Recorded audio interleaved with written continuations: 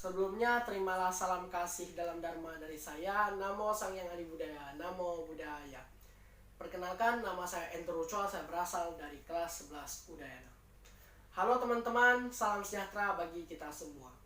Pada kesempatan ini, saya ingin menjelaskan cara penyelesaian salah satu soal materi pembelajaran matematika wajib yang saya angkat dari soal-soal yang ada di latihan kompetensi siswa 6 atau LKS 6, tepatnya soal nomor 3.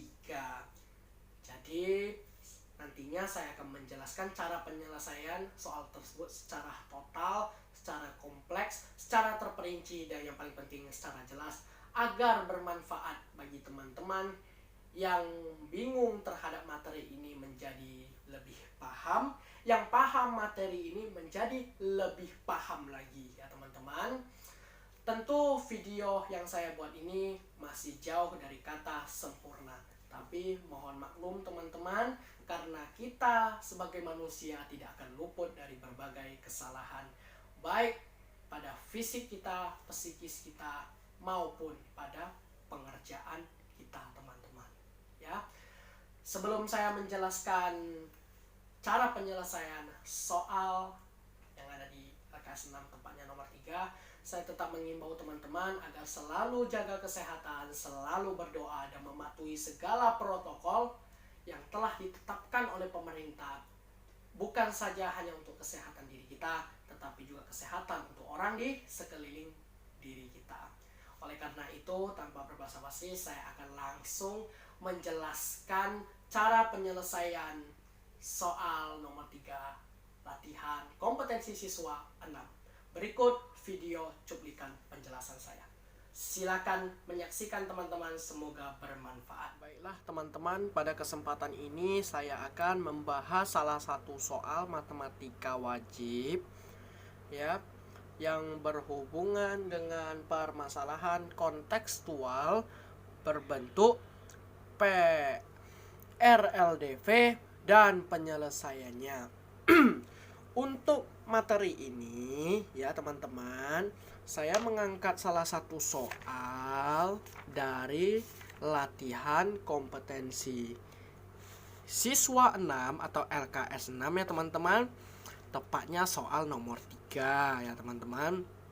Jadi pada kesempatan ini saya akan membahas cara penyelesaian untuk mengerjakan soal nomor 3 latihan kompetensi siswa 6 atau LKS 6 buku Erlangga ya teman-teman, yang tentunya sudah melewati tahap revisi kurikulum 2013 teman-teman, untuk kelas 11 SMA atau madrasah aliyah teman-teman ya, yang semester 1 punya. Nah teman-teman, sebelum kita membahas cara penyelesaian soal nomor 3 atau istilah mudahnya kita mengerjakan soal nomor 3 dan menemukan jawabannya, alangkah baiknya kita bersama-sama membaca soalnya terlebih dahulu agar kita tidak keliru, sehingga kita memahami instruksi dan perintah yang diperintahkan atau diinstruksikan maksud soal nomor 3 tersebut ya teman-teman, sehingga kita tidak keliru dalam proses pengerjaan dan tidak menemukan jawaban yang salah ya teman-teman. Baiklah teman-teman, mari kita membaca soal nomor 3 ya teman-teman bersama-sama ya. Teman-teman bisa lihat ya langsung dari tampilan layar saya ini ya. Suatu perusahaan tas dan sepatu memerlukan 4 unsur A dan 6 unsur B per minggu untuk masing-masing hasil produksinya.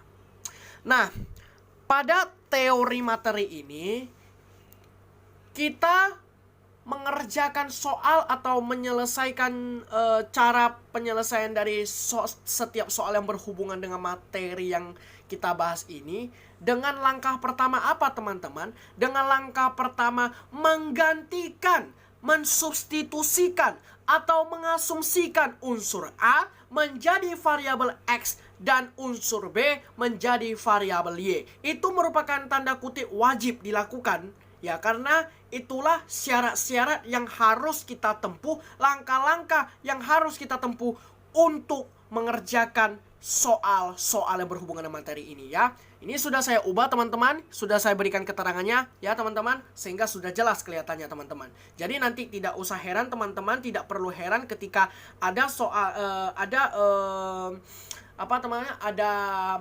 beberapa bagian yang seharusnya unsur A saya ganti menjadi variabel X dan seharusnya unsur B saya ganti atau mensubstitusikan menjadi variabel Y. Jangan heran teman-teman, karena itu merupakan suatu kewajiban ya, suatu langkah penting, langkah wajib yang harus kita tempuh dalam menyelesaikan soal-soal ya yang berhubungan dengan materi ini teman-teman ya. Selanjutnya ya, setiap tas ya teman-teman, setiap tas memerlukan satu unsur A dan dua unsur B. Sedangkan setiap sepatu memerlukan dua unsur A dan dua unsur B.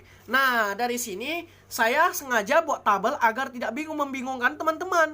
Nah, di sini kita melihat ya, ada barang, ada unsur A, ada unsur B. Nah, dari sini dapat kita simpulkan setiap barang komoditas memerlukan unsur dalam jumlah yang berbeda pula yang diperlukan dalam proses pembuatannya teman-teman. Seperti barang tas. Tas memerlukan satu unsur A dan dua unsur B. Berbeda pula dengan sepatu yang memerlukan dua unsur A dan dua unsur B dalam proses pembuatannya teman-teman. Ya, makanya saya bikin tabel ini teman-teman, biar tidak membingungkan teman-teman. Setelah itu teman-teman, kita harus mencari nilai X dan Y dari masing-masing unsur yang diperlukan untuk pembuatan barang-barang komoditas berupa tas dan sepatu ini. Sebelum kita mau menemukan nilai X dan Y-nya, kita harus buat persamaannya terlebih dahulu. Bagaimana cara membuat persamaan garisnya? Bagaimana caranya kita membuat persamaannya terlebih dahulu? Caranya sangat mudah teman-teman. Tinggal mencantumkan angka-angka yang ada di unsur A menjadi ke variabel X dan angka-angka atau nilai-nilai yang ada di unsur B ke variabel Y, teman-teman. Nah, mudah bukan? Kita saksikan di sini bahwasannya tas memerlukan satu unsur A dan dua unsur B. Dan tadi kita baca sebelumnya bahwasannya suatu perusahaan tas dan sepatu memerlukan 4 unsur A dan 6 unsur B. Nah, 4 unsur ini merujuk ke tas, ke perusahaan tas atau proses pembuatan tas. Ya, sedangkan 6 unsur B ini merujuk pada perusahaan sepatu atau proses pembuatan sepatu. Ya teman-teman, maka dari itu sudah sepatutnya kita setelah kita mencantumkan persamaan X tambah 2Y, saya rasa teman-teman paham ya kenapa X tambah 2Y, karena dari tas tersebut kan memerlukan unsur A sama dengan 1. Unsur A itu kan X, jadi 1X itu setara dengan X, dan memerlukan unsur B2. Ya, unsur B-nya memerlukan 2 unsur, sehingga unsur B itu karena adalah variabel Y, maka kita cantumkan menjadi 2Y. Kan tidak ada tanda negatif di situ kan, saling membutuhkan, saling membutuhkan antar satu sama lain, sehingga di situ tidak ada tanda negatif atau minus, sehingga kita jadikan semua di sana tanda positif ya teman-teman. Dan barang maksimal atau unsur maksimal dari pembuatan sepatu, maaf teman-teman, pembuatan tas adalah 4 unsur. Tadi kita sudah saksikan ya teman-teman, di sini 4 unsur A untuk perusahaan tas. Maka dari itu pasti tidak boleh dong lebih dari 4, ya kan? Karena batas maksimal pembuatan sepatu, maaf teman-teman, pembuatan tas ini adalah 4 unsur. Nah, oleh karena itu tidak boleh lebih dari 4 unsur dan batas maksimalnya 4 unsur, maka kita buatnya lebih kecil sama dengan 4. Maka untuk persamaan tas ya adalah X tambah 2Y lebih kecil sama dengan 4. Apakah bisa disederhanakan menjadi lebih sederhana dengan dibagi dengan angka yang sama? Tidak bisa teman-teman, karena X sudah mentok ya teman-teman. Nah, selanjutnya kita mencari persamaan untuk komoditi sepatu. Sepatu memerlukan 2 unsur A dan 2 unsur B. Langkah yang harus kita tempuh sama seperti tadi kita membuat persamaan untuk komoditi tas. Ya teman-teman. Maka dari itu 2x tambah 2y lebih kecil sama dengan 6. Karena di sini tadi juga saya sudah sebutkan teman-teman, untuk proses pembuatan sepatu atau perusahaan sepatu memerlukan 6 unsur B. Maka dari itu tidak boleh lebih dari 6 unsur. Batas maksimalnya 6. Maka kita buat lebih kecil sama dengan 6. Apakah bisa dibagi teman-teman? Apakah bisa disederhanakan menjadi lebih kecil? Bisa dong, dibagi dengan 2. Kalau dibagi menjadi 2, maka hasil akhirnya adalah X tambah Y lebih kecil sama dengan 3. Nah, kita sudah menemukan persamaannya, maka langkah selanjutnya harus kita tempuh adalah apa teman-teman? Kita harus mencari nilai atau titik X dan Y dari masing-masing persamaan tersebut. Dengan cara apa? Dengan cara seperti ini teman-teman. Sangat mudah sekali teman-teman ya. Nah, X tambah 2Y lebih kecil sama dengan 4. Karena kita mau mencari nilai atau titik X dan Y, maka kita ubah lebih kecil sama dengan ini menjadi tanda sama dengan X tambah 2Y sama dengan 4. Sumbu X, untuk mencari sumbu X atau mencari titik X, kita harus mensubstitusikan atau mengubah kedudukan Y menjadi angka 0. Sehingga X tambah 2Y sama dengan 4. Maka karena Y kita ganti menjadi 0, maka X tambah 2 kali 0 sama dengan 4. Bilangan apapun kalau dikali dengan 0 pasti bilangan 0 itu sendiri, ya kan teman-teman? Nah, maka dari itu X tambah 0 sama dengan 4, maka setara dengan X sama dengan 4. Maka nilai X atau titik X untuk persamaan X tambah 2Y lebih kecil dari 4 adalah 4, ya teman-teman.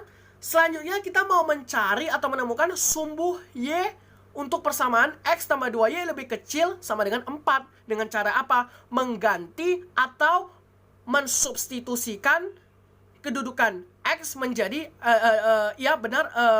mengganti atau mensubstitusikan kedudukan X dengan angka atau nilai 0.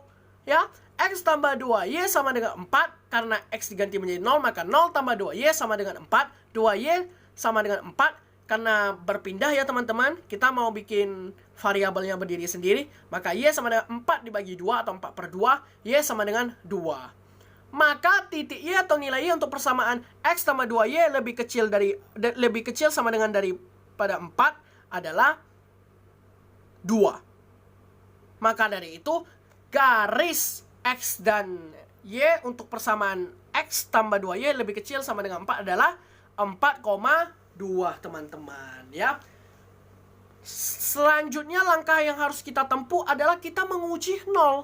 Nah, untuk apa sih menguji 0? Kan cukup dengan mencari nilai X dan Y, kita kan udah mengetahui untuk titik X dan Y masing-masing persamaan. Untuk apa lagi kita menguji 0?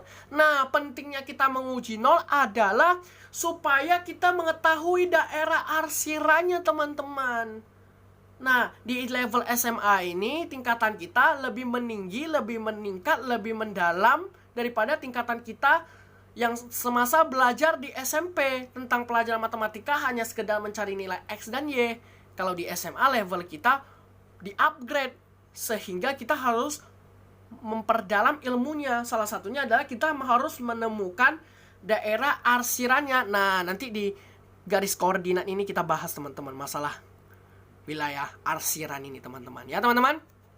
Nah, oke, kita mau menguji 0 ya teman-teman ya. Nah, cara untuk menguji 0 sangat mudah juga teman-teman. Supaya kita tahu daerah arsiran masing-masing persamaan nanti. Cukup dengan mengganti variabel X atau mensubstitusikan variabel X dan variabel Y dengan nilai atau angka 0 ya. Kedua variabel X dan Y itu disubstitusikan atau diganti dengan nilai 0. Sehingga X tambah 2Y lebih kecil sama dengan 4. Ya, ini yang untuk menguji 0 kita tidak perlu menggantinya menjadi tanda sama dengan, melainkan membiarkannya seperti semula, yaitu lebih kecil sama dengan 4 ya. Jadi X tambah 2Y lebih kecil sama dengan 4. Kita mengganti atau mensubstitusikan kedudukan X X dan Y dengan 0, maka 0 tambah 2 kali 0 lebih kecil sama dengan 4. Ya, seperti yang tadi saya tegaskan di awal teman-teman, bilangan apapun kalau dikali dengan 0, pasti bilangan 0 itu sendiri. Maka 0 tambah 0 lebih kecil sama dengan 4, 0 lebih kecil sama dengan 4. Benar kan teman-teman? Benar. Apabila hasil yang kita temukan benar sesuai dengan kenyataan atau hukum matematika, maka ia memenuhi titik 0,0. Kalau sudah artinya memenuhi titik 0,0, maka daerah arsirannya akan menyentuh bahkan melewati titik pusat 0,0 dalam sistem koordinat, garis koordinat itu teman-teman, di saat pembuktian kita nanti ya teman-teman. Nah, setelah kita mencari nilai X dan Y dan menguji 0 untuk persamaan X tambah 2Y lebih kecil sama dengan 4, selanjutnya adalah kita melakukan langkah yang sama pada persamaan X tambah Y lebih kecil sama dengan 3. Nah, sama seperti langkah sebelumnya teman-teman, pada persamaan X tambah 2Y lebih kecil sama dengan 4, kita mengubah tanda lebih kecil sama dengan menjadi tanda sama dengan. Maka X tambah Y sama dengan 3, karena kita mau mencari nilai atau titik X dan Y-nya ya teman-teman. Nah, kita mau mencari nilai sumbu X-nya teman-teman. Maka caranya apa? Yaitu mengganti atau mensubstitusikan kedudukan Y dengan nilai atau angka 0. X tambah Y sama dengan 3, karena Y kita ganti menjadi 0, maka X tambah 0 sama dengan 3, maka X sama dengan 3. Maka titik X atau nilai X untuk persamaan X tambah Y lebih kecil sama dengan 3 adalah 3. Nah, setelah kita menemukan nilai atau titik X-nya, kita harus mencari lagi titik atau nilai untuk sumbu Y-nya. Caranya bagaimana teman-teman? Yaitu mengganti atau mensubstitusikan kedudukan X dengan angka atau nilai 0. Sama seperti sebelumnya, X tambah Y sama dengan 3. Karena X-nya kita ganti menjadi 0, maka 0 tambah Y sama dengan 3, Y sama dengan 3. Maka dari itu, titik atau nilai Y untuk persamaan X tambah Y lebih kecil sama dengan 3 adalah 3. Maka nilai X atau titik X dan Y pada persamaan X tambah Y lebih kecil sama dengan 3 adalah 3,3. Ya teman-teman, nilai X-nya 3, nilai Y-nya 3 untuk persamaan X tambah Y lebih kecil sama dengan 3. Ya teman-teman. Setelah kita menemukan nilai X dan Y dari persamaan X tambah Y lebih kecil sama dengan 3 adalah kita mau menguji 0. Untuk apa menguji 0? Sudah saya tegaskan tadi di awal teman-teman kan, untuk mengetahui daerah arsirannya nanti di garis koordinat. Nah, caranya sangat mudah. Langkahnya pun sama seperti sebelumnya. Cukup mengganti atau mensubstitusikan kedudukan nilai X dan Y dengan angka 0. Nah, gampang bukan? Apalagi di sini tidak ada angka-angka di depan X dan Y ya. Berarti kita langsung mengganti semuanya menjadi 0 saja. 0 tambah 0 ya pasti 0 dong teman-teman. Maka 0 lebih kecil sama dengan 3. Apakah benar pernyataan itu? Benar. Karena memenuhi syarat hukum ketetapan matematika, maka ia memenuhi titik 0,0. Apabila ia memenuhi titik 0,0, maka daerah arsirannya nanti menyentuh bahkan melewati titik pusat 0,0 ya teman-teman. Nah, setelah kita mencari nilai X dan Y dari kedua persamaan tersebut, kita menguji 0-nya. Langkah yang harus kita tempuh selanjutnya adalah apa teman-teman? Kita harus menggambarkan garis koordinatnya teman-teman. Dan kita mengujinya sesuai dengan hasil atau angka atau nilai yang telah kita peroleh, baik itu nilai X, nilai Y maupun pengujian titik 0 yang telah kita peroleh dari perhitungan atau pembuktian kedua persamaan tadi di atas ya teman-teman. Nah, untuk persamaan X tambah 2Y lebih kecil sama dengan 4 adalah nilai X-nya 4, nilai Y-nya 2. Nilai X-nya 4 ya teman-teman, bisa saksikan nilai X-nya 4, nilai Y-nya 2, kita tarik garis ya kan teman-teman. Terus untuk persamaan X tambah Y lebih kecil sama dengan 3. Garis X dan Y atau titik X dan Y-nya apa? 3,3. Kita tinggal tarik garis. X-nya 3, Y-nya 3, kita tarik garis. Dan tadi kita sudah menguji 0 ya. Kita dari persamaan X tambah 2Y, X tambah 2Y lebih kecil sama dengan 4. Nah, setelah kita uji 0-nya ini teman-teman, karena ia memenuhi syarat hukum ketetapan matematika, benar ya, 0 lebih kecil sama dengan 4, maka ia memenuhi titik 0,0. Maka daerah arsirannya untuk yang persamaan X tambah 2Y lebih kecil sama dengan 4 ya, itu menyentuh bahkan melewati garis pusat atau titik pusat 0,0 ya. Kan ini wilayah X dan Y-nya ini 4 dan 2. Nah, berarti dia arahnya ke kiri bawah karena harus menyentuh titik pusat 0,0. Namun teman-teman tanyakan nih, mengapa Andrew? Kok bagian di sininya kosong sih? Kok gak digaris juga? Kok gak diarsir juga sih? Padahal kan itu merupakan wilayah atau tempat yang wajib diarsir berdasarkan perhitungan tadi. Benar teman-teman. Mengapa saya tidak arsir bagian situ? Mengapa saya tidak menghitamkan bagian situ? Karena kita harus memperhatikan persamaan selanjutnya. Daerah arsiran persamaan selanjutnya itu harus kita pertimbangkan teman-teman.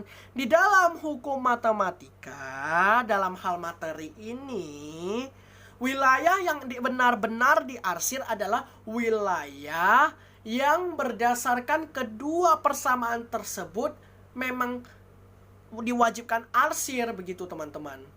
Nah, oke. Biar lebih mudah kita ke pembuktiannya. Nah, kita melihat yang apa teman-teman? Yang persamaan X tambah Y lebih kecil sama dengan 3 ini teman-teman ya. Nah, ini kan wilayah kekuasaannya 3,3. Maaf ya, bukan wilayah kekuasaan teman-teman, melainkan wilayah garisnya ya. 3,3. X-nya 3, Y-nya 3. Kan teman-teman? Nah, ini X-nya 3, Y-nya 3. Nah, benar juga teman-teman ya, karena berdasarkan ketetapan hukum matematika dan ini sudah berdasarkan kenyataan 0 lebih kecil sama dengan 3 itu benar teman-teman. Nah, maka memenuhi titik 0,0. Karena ia memenuhi titik 0,0 berarti apa teman-teman? Ia menyentuh bahkan melewati garis atau titik pusat 0,0 teman-teman. Namun teman-teman pasti tanyakan lagi pertanyaan serupa seperti tadi. Kok wilayah sini gak diarsir terus? Nah, karena begini teman-teman, wilayah ini tidak diarsir karena wilayah ini tidak boleh diarsir atau memang tidak diarsir berdasarkan hukum ketetapan untuk persamaan X tambah 2Y lebih kecil sama dengan 4. Kalau X tambah 2Y lebih kecil sama dengan 4, itu kan wilayah arsirannya ini semua nih, yang berbentuk segitiga siku-siku ini ya kan teman-teman. Nah, ini semuanya, bahkan wilayah sini diarsir juga. Namun kenapa tidak diarsir? Karena berdasarkan hukum ketetapan persamaan X tambah Y lebih kecil sama dengan 3 ini ya teman-teman, ini kan tidak mengarsir bagian sini. Dia tidak memenuhi syarat sini. Jadi wilayah ini memang tidak diarsir. Sehingga wilayah ini tidak boleh diarsir teman-teman. Demikian juga wilayah sini. Wilayah sini tidak diarsir gara-gara garis X tambah 2Y lebih kecil sama dengan 4. Dan wilayah ini tidak digaris karena wilayah ini tidak memenuhi syarat X tambah Y lebih kecil sama dengan 3.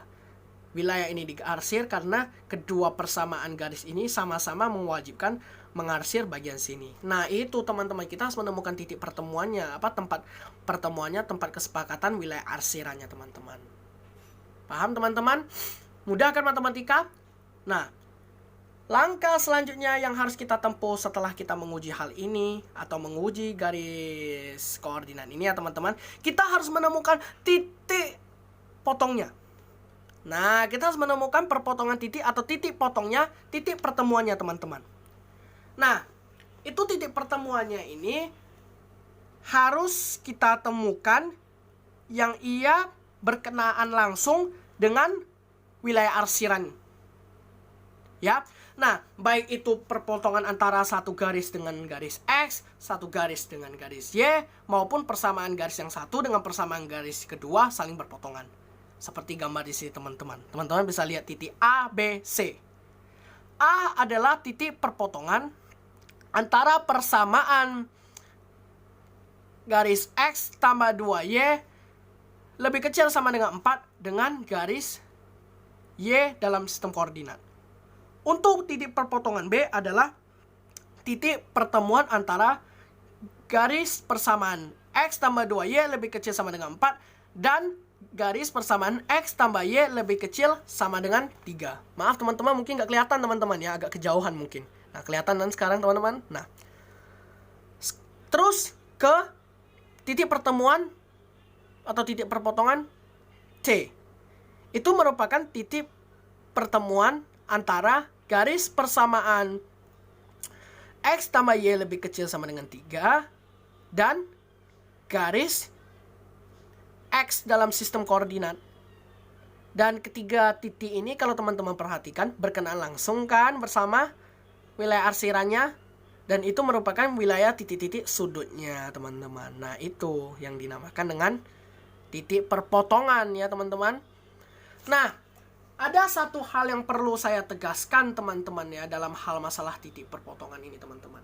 Apabila teman-teman mengujinya secara manual ya teman-teman, di mana teman-teman menggaris-garis koordinatnya secara panjang lebar berdasarkan peraturan-peraturan yang memang tertulis ya dalam buku paket matematika teman-teman sekalian ya, itu tidak perlu kita menggunakan cara substitusi untuk menemukan titik perpotongannya. Nah, ada kalanya seperti ini teman-teman. Saya tunjukkan teman-teman ya. Ada kalanya di mana garis koordinat ini di dalamnya atau titik X dan Y yang telah kita temukan untuk masing-masing persamaannya bernilai pecahan teman-teman. Itu ada kalanya seperti ini teman-teman. Ada pecahan ya teman-teman, kalau teman-teman bisa saksikan ini 272/8/11. Nah, itu sudah angkanya besar teman-teman. Udah angkanya sangat besar dan dalam bentuk pecahan pula ya kan teman-teman. Nah, ini akan menimbulkan suatu keribatan atau kesulitan apabila teman-teman menggunakan cara manual, yaitu teman-teman benar-benar mengujinya secara manual. Teman-teman garis sistem koordinatnya, garis koordinatnya, teman-teman hitung pelan-pelan, teman-teman garis lagi, teman-teman arsir pelan-pelan, itu akan mengalami kesulitan atau keribatan. Sehingga dibutuhkan cara mudahnya. Cara mudahnya adalah menggunakan sistem substitusi ini teman-teman. Substitusi eliminasi ini teman-teman. Ya teman-teman. Tapi kalau teman-teman misalnya angkanya kecil ya, seperti yang soal nomor 3 yang kita sedang bahas ini kan angkanya berskala kecil. Ya kan teman-teman? Dan selain berskala kecil, angka-angka ini juga dapat kita ujikan langsung. Tidak ada pecahan, tidak ada desimal ya, langsung bilangan bulat, angkanya kecil pula ya. Di situ kalau kita dapat saksikan angka terbesarnya itu adalah 4 ya di garis X.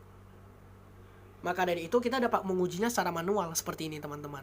Jadi kita langsung ketemu nih titik potongnya apa, titik perpotongan A-nya apa, titik perpotongan B-nya apa, titik perpotongan C-nya apa. Bahkan kita bisa mengetahui secara jelas angka antara nilai X dan Y pada titik perpotongan tersebut tanpa harus menghitungnya. Nah, di sini saya sudah menuliskan ya teman-teman masing-masing titik perpotongannya, di mana perpotongan untuk titik A yaitu 0,2 ya. Untuk pertemuan atau perpotongan antara garis Y dan garis persamaan X tambah 2Y lebih kecil sama dengan 4. Dan untuk perpotongan titik B itu adalah 2,1, yaitu pertemuan atau perpotongan antara persamaan garis X tambah 2Y lebih kecil sama dengan 4 dan garis persamaan X tambah Y lebih kecil sama dengan 3, serta perpotongan untuk titik C yaitu 3,0, yaitu pertemuan atau perpotongan antara garis X dan garis persamaan X tambah Y lebih kecil sama dengan 3. Nah, langkah selanjutnya yang harus kita tempuh ya, panjang kan teman-teman? Nah, tapi pelan-pelan saja teman-teman. Asalkan teman-teman mau belajar dengan bersungguh-sungguh, dengan semangat, pantang menyerah ya, dengan serius ya teman-teman ya. Meskipun teman-teman gagal, jatuh, teman-teman belajar berdiri lagi sendiri ya, mencari kesalahan diri kita dalam perhitungan matematika ini, niscaya pasti kita bisa suatu saat. Seperti saya pribadi yang awalnya merasa ini susah. Karena apa? Untuk mengerjakan satu soal, cara penyelesaiannya satu halaman buku tulis latihan ini. Saya merasa bosan melihatnya, merasa susah ya teman-teman, karena waktu itu saya belum mencoba, tetapi pikiran saya sudah diblok oleh rasa ketakutan, kebosanan, ya, kesusahan dalam melihat soal-soal seperti ini pada belum pernah mencobanya. Nah, akibatnya saya tidak bisa. Setelah itu saya belajar mencari kesalahan pribadi saya, menanamkan jiwa-jiwa bahwa saya bisa matematika itu mudah, maka sampai detik ini saya bisa matematika. Sebenarnya matematika bukan momok, bukan hantu, bukan mata pelajaran sesulit yang kita bayangkan, melainkan pikiran kita saja yang memainkannya, yang mengasumsikannya, sehingga apa? Kita terprovokasi, kita tertipu oleh pikiran kita sendiri. Padahal itu mudah, kita kira susah. Nah, kembali ke topik teman-teman ya. Langkah selanjutnya yang harus kita tempuh adalah kita mencari nilai fungsi tujuannya teman-teman ya, untuk mengujikannya ke dalam nilai X dan Y-nya. Nah, kita untuk menemukan fungsi tujuannya, kita harus kembali membaca soal nomor 3 tadi. Nah, kita baca lagi teman-teman ya, soal nomor 3 tadi ya teman-teman. Apabila keuntungan setiap tas sebesar Rp3.000 dan keuntungan setiap sepatu Rp2.000, maka keuntungan maksimum yang dapat dicapai per minggu adalah berapa? Begitu teman-teman. Berarti keuntungan maksimumnya. Caranya sangat mudah teman-teman. Tinggal katanya untuk keuntungan per komoditas itu kan 3.000, ya kan? Terus untuk keuntungan per komoditi sepatu itu sebesar 2.000. Ya udah, kita tinggal masukkannya 3.000X ditambah 2.000Y.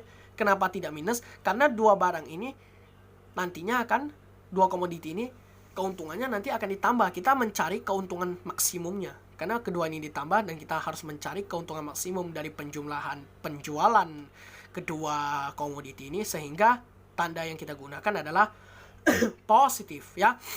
Terus kita memasukkan nilai X dan Y-nya, atau substitusi mengganti nilai X dan Y-nya dengan nilai titik pojok atau titik perpotongan yang telah kita peroleh melalui garis sistem koordinat ini tadi ya teman-teman, yang sudah saya tuliskan di sini teman-teman ya. Jadi tidak perlu bingung lagi, tinggal kita masukkan aja ke sini teman-teman ya. Nah, untuk titik perpotongan A yang sebesar 0,2, kita tinggal masukkan 3.000X tambah 2.000Y. Berarti 3.000 dikali 0 tambah 2.000 dikali 2. Sebesar berapa? 4.000. Karena 3.000 kali 0 sama dengan 0. Bilangan apapun kalau dikali 0 pasti menghasilkan bilangan 0 itu sendiri. Ditambah dengan 2.000 kali 2. 2.000 kali 2 berapa teman-teman? 4.000 ya teman-teman. Terus titik perpotongan B yaitu 2,1. Nah, tinggal kita masukkan 3.000X tambah 2.000Y. 3.000 dikali 2 ditambah 2.000 dikali 1. 3.000 dikali 2 sebesar berapa teman-teman? 6.000. 2.000 kali 1 berapa teman-teman? 2.000. 6.000 tambah 2.000? 8.000 teman-teman. Ya teman-teman. Terus yang C, titik potong yang C, yaitu 3,0. Kita tinggal masukkan langkahnya seperti sebelumnya. Sama juga. 3.000X ditambah 2.000Y. 3.000 dikali 3 sebesar 9.000. Ditambah 2.000 dikali 0 sama dengan 0. Karena bilangan apapun kalau dikali dengan 0, pasti menghasilkan bilangan 0 itu sendiri. Maka hasilnya adalah 9.000. Dari sini kita mencari nilai terbesar dari hasil penjumlahan ini berapa. Hasil penjumlahan ini kan ada 4.000, 8.000, 9.000. Nilai terbesarnya berapa? 9.000 kan? Nah, 9.000 itulah yang menjadi keuntungan maksimum per minggunya. Nah, kita coba mencari atau mencoba menemukan dari pilihan option yang ada ya, untuk memastikan bahwasanya jawaban yang telah kita peroleh ini benar ya. A menunjukkan Rp17.000, B menunjukkan Rp12.000, C menunjukkan Rp9.000, D menunjukkan Rp8.000, dan E menunjukkan Rp6.000. Sedangkan hasil yang kita dapat, nilai maksimum dari masing-masing penjumlahan adalah 9.000. Apakah di sini ada 9.000? Ada kan teman-teman? yaitu C, Rp9.000. Maka jawaban keuntungan maksimum yang didapat dari hasil penjualan tas dan sepatu per minggu adalah Rp9.000 ya. Kita tuliskan pernyataan di sini ya. Keuntungan maksimum per minggu adalah Rp9.000. Pilihan opsinya adalah C. Sangat mudah kan teman-teman? Iya teman-teman, matematika itu sangat mudah. Matematika itu tidak sulit. Yang membuatnya sulit adalah pikiran kita sendiri. Maka dari itu hilangkan pikiran kita bahwa kita tidak bisa matematika. Ya, tetapi tanamkan di dalam pikiran kita bahwa kita pasti bisa matematika karena matematika itu mudah. Demikian tadi video penjelasan cara penyelesaian soal nomor 3 latihan kompetensi siswa 6 atau LKS 6 yang tadi saya bahas. Semoga video ini bermanfaat, berguna bagi teman-teman yang mengalami kebingungan pada materi yang saya bahas dalam soal nomor 3 yang serupa, maupun bagi teman-teman yang sudah paham agar dapat meningkatkan pengetahuan kemampuannya dalam memahami serta mengerjakan soal dengan materi serupa yang tadi saya bahas teman-teman. Saya mohon maaf apabila ada kesalahan kata, ada kesalahan teknis, maupun ada kesalahan prosedur yang tadi saya jelaskan ketika di dalam video cuplikan penjelasan saya. Saya mohon maaf sebesar-besarnya karena sesungguhnya kita sebagai manusia sungguh tidak dapat luput dari segala kekurangan maupun kesalahan. Akhir kata saya ucapkan terima kasih kepada teman-teman atas dukungannya, atas kesempatan dan waktu yang diberikan teman-teman untuk melihat video saya. Semoga bermanfaat. Sekali lagi saya tetap mengingatkan teman-teman agar selalu jaga kesehatan, selalu berdoa, mematuhi protokol kesehatan pemerintah yang bukan hanya ditetapkan untuk kesehatan diri kita, melainkan juga kesehatan untuk diri orang lain di sekitar lingkungan kita. Itu saja teman-teman. Sampai jumpa. Namo Sang Yang Adi Budaya, Namo Buddhaya, Salam Matematika.